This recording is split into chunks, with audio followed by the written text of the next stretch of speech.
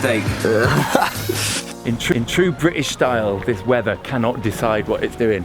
It's been raining, it's been a downpour of rain, and now it's sunny. Unbelievable. The story of the Bakewell Tart, or the Bakewell pudding, is a classic British tale where victory is snatched from the jaws of defeat. And it happened right here in Bakewell. In the 1800s, Mrs. Greaves was in charge of an inn, and she told her chef to make a strawberry tart. The chef tried to make a strawberry tart, but you know what? You didn't have Google, so you couldn't find recipes online. So the chef kind of hashed something together and messed it up. She put eggs on top of the jam and made this crazy concoction that no one had ever seen before, but it definitely wasn't a strawberry tart. However, Mrs. Greaves loved it so much, she thought, you know what? There's a business in this. Lo and behold, the Bakewell pudding was born. My goodness, this rain is grimy. So, here we are. So this is the place where Mrs. Greaves allegedly lived, and ever since then it's been the old Bakewell pudding shop. There is another Bakewell pudding shop in Bakewell, and apparently the two of them have been battling over who is the original Bakewell pudding shop. No one really knows, we don't really care, we just want to find out how it's made and then go and make our own. But before we do that, Ian's going to tell you a bit about our new series, the Food Remixers. So, you may have noticed that this is a different kind of video. We used to do a little bit of vlogging, we've done a lot of food videos, but vlogging and food, well, it seemed like a perfect thing to combine together. So we came up with this idea for the Food Remixes. Why the Food Remixes? Well, Henry and I love cooking food, and we love getting out and about. So what we're going to do with this series is we're going to find all the best food that we possibly can, and we're going to bring those ideas back to our studio in London, and we are going to make it as delicious as possible and remix it so it's completely vegan. We want to do three things with this series. We want to entertain you, maybe tell you something you didn't know before, and most importantly, show you a banging recipe. And we're going to do this every single week.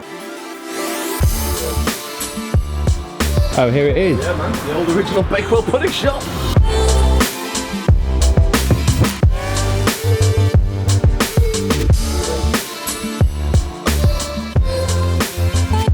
So we're here in the original Bakewell Tart shop. Bakewell pudding shop. We're here in the original Bakewell pudding shop. It's a very important point that you don't confuse the Bakewell pudding and the Bakewell Tart. Yeah, the Bakewell people will have your guts for garters if you get it wrong. We've come here to Bakewell to go and find a Bakewell Tart so we can look at it and we pudding. We're just waiting to see if somebody can talk to us about how the original Bakewell pudding was made. The original and best.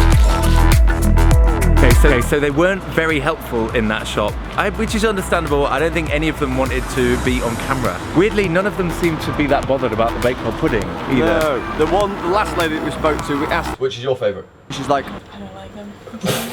we're like, okay. Yeah. Right. Quite peculiar. But there is another Bakewell pudding shop. That lady just told me where to go, so we're going to go find that one and see if they're a bit more talkative.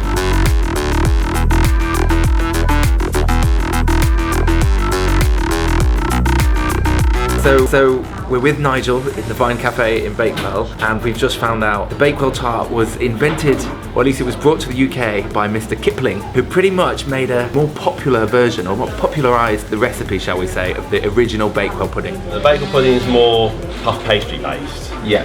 And it's more of a dessert, you have like the custard or something like that, where Bakewell Tart is more of an invention from the States, to be honest with you. But Bakewell's the only place where you can get the Bakewell pudding. Thank you very much, Nigel. Thank you very much, lovely to meet you both.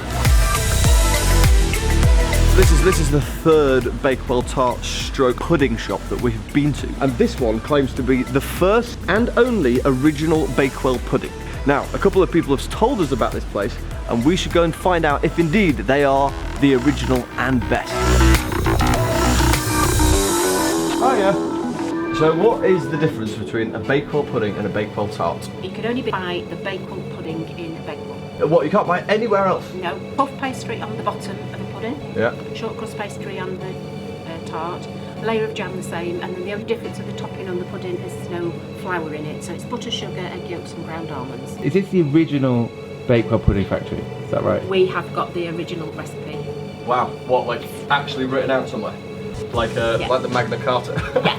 Is it guarded? Is it a closely guarded secret? It is, yes, closely guarded, yes. Okay, so we went. That's so cool. No, that is very cool. Thank you so much. Nice one, ladies. Thanks very much. Bye bye. See ya.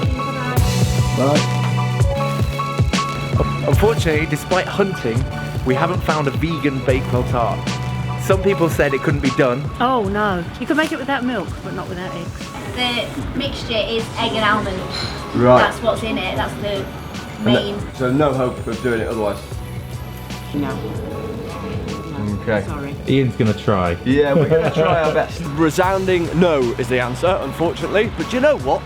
I think we probably should give it a go. In true Food Remixers style, we're gonna head back to the studio and cook up our own Bakewell tart. But before we do that, Bakewell is literally just down the road from our hometown of Sheffield. So we're gonna go and check it out, say hello to our parents, and also do a bit of book promo.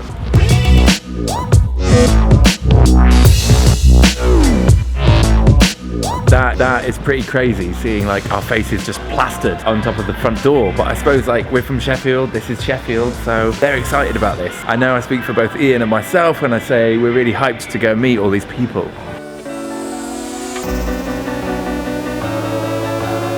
So we are backstage at Waterstone.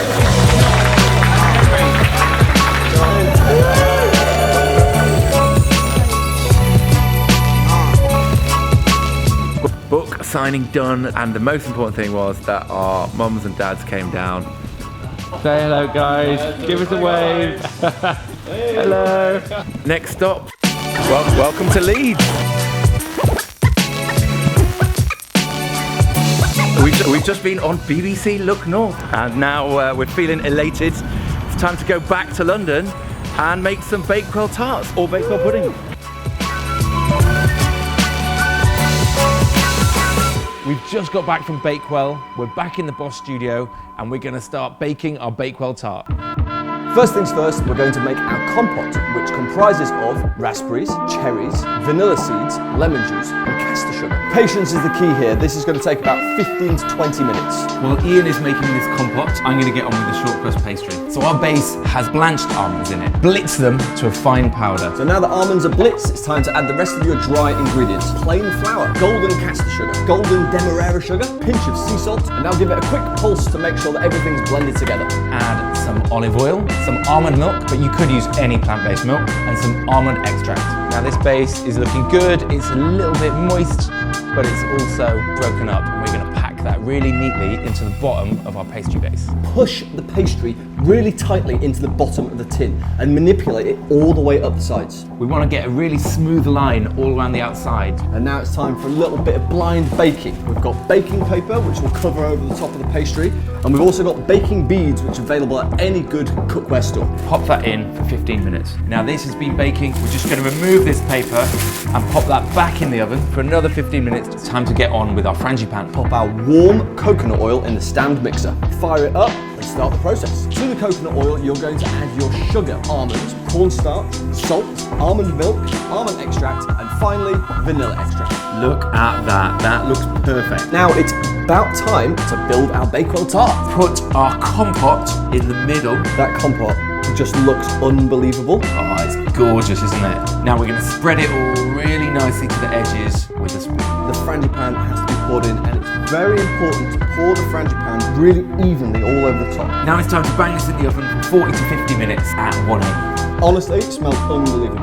Let's hope it bakes well. And now it's time to crack on with our custard. We'll bring the dairy-free milk to a simmer in a pan before we add our sugar. Next, pop in the seeds from a vanilla pod. In order to thicken this custard, we're going to need a bit of cornstarch, and we're going to add it in gradually, 1 tablespoon at a time. You don't want too much because it's going to go overly yellow, so just a touch of turmeric. That now looks like custard rather than cream. Now that's all mixed together and it's looking great. We're going to leave that to simmer and thicken up until you get a custardy-like consistency. Our Bakewell tart is now out of the oven, and it has been a roaring success. We're going to serve it with a little bit of the custard, some vegan whipped cream. We've also poached a little bit of rhubarb, but you don't have to use that. You could just use fresh raspberries for that pop of colour.